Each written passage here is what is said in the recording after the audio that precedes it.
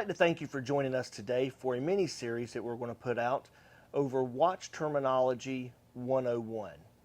Zach, what would you like to start with? Let's start with the anatomy of a watch. Okay, let's break it down. Let's try to do a deep dive on the different components that make up a watch. Let's start with the case.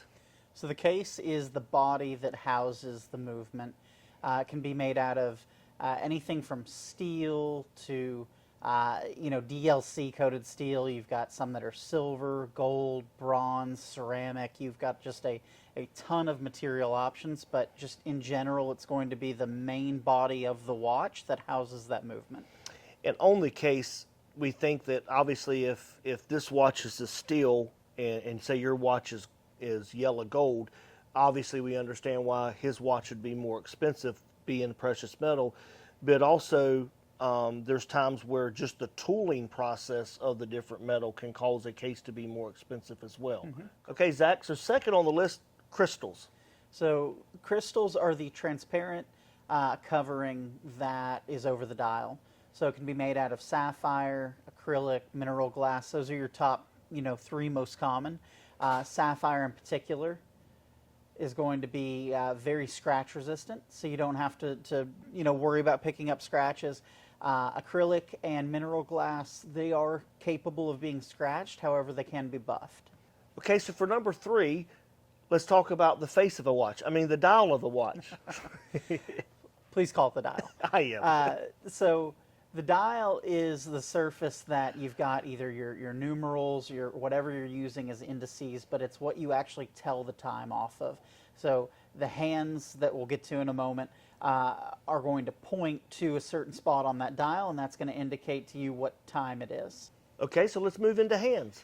So hands are what actually point out the time. You can also have subdials like a power reserve, for instance, that's going to also be a hand generally that's going to indicate that, but it's just simply the arms that you are using to read time or one other complication.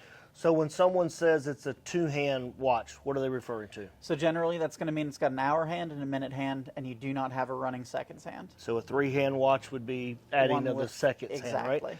So with the tons of different styles of hands that come to mind is cathedral, brigade. Yep. And Omega is famous for their broad arrow hand. Absolutely. Personally, I gravitate towards cathedral hands a lot. I think that adds a really nice touch to watches, but that's just me personally. And I've also found that they are really easy for me to see at a glance. Just personally, everybody's got their personal opinion about that. Let us know in the comments what your favorite hand design is. We would love to get that conversation going. So what about lugs? So lugs are the protrusions from the case. You're going to have 4 of them generally, and between the lugs you're going to either have the bracelet or the strap. Now, one thing worth mentioning while we're talking about lugs is lug width, because especially if you ever get into the aftermarket strap game, that is going to be something that you want to be able to tell. So generally it's measured in millimeters, and it's just simply the distance between one lug and the other one, so you know what width of strap to buy. I know early on when I was first thought or realized how much lugs mattered, the width, I was replacing a metal bracelet on a watch with a NATO strap, and I was on a site and I was looking at all these NATO straps, and then it hit me, well, wait a minute, you can't just pick one out because you like the color and the design and all that. It's got to be the right width or it's not going to match.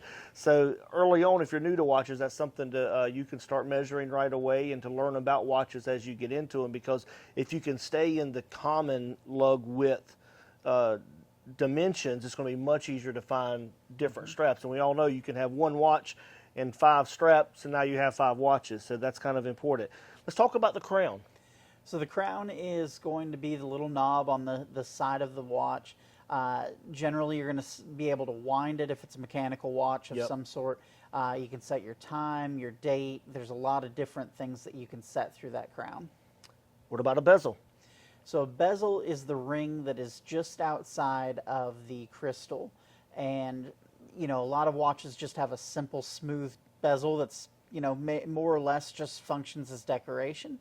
But then you can get into such ones as like a tachymeter bezel, where you actually use a chronograph's hands to measure speed based on where it lines up with that bezel. Absolutely. And you can also get smooth versus fluted bezel. That's a big thing. With Rolex, especially with Rolex. You know, that's a two identical watches, and the only difference is the bezel, but they literally become two totally different looks and vibes just based on that bezel. And of course, diver bezel, probably something I Yeah. should have mentioned Yeah, before, but of true. course a rotating bezel. Yeah. You know, there's a lot of really great uses Absolutely. for a bezel. Absolutely. Let's talk casebacks. Okay, so the caseback is, as you know from your Breitling, it's the either metal or it can be transparent with a crystal on the back so you can see the movement. But it basically serves as a water seal, but it is the back surface that the movement is between. So it's between the caseback and then it's between essentially the crystal. You got the dial and some other stuff in there, but it's you know what sandwiches everything together. Before I mention the last item that we want to go over today, we would love if you could take just a second, hit that like button, that subscribe button, and possibly share it to someone else that you know that may be interested in our content. And definitely leave us a comment. We would love to get back to you quickly on that and start a dialogue with you on any comments that you may have. So Zach, I have the last thing on my list is straps or bracelets. Sure. So a bracelet is basically a metal strap, if you will, that secures the watch to your wrist.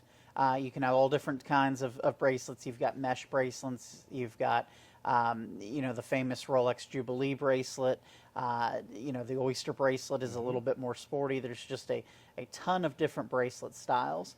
Now, straps, that's going to give you a little bit more of a range. So a strap can be like a NATO strap, which is going to be essentially a fabric strap.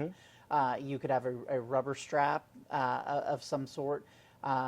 You're also going to have leather straps, which just, you know, there's a ton of different options when it comes to leather straps as well. Absolutely. Well, Zach, that was the last thing I had for this list. We want to thank everyone for watching. We really do appreciate it.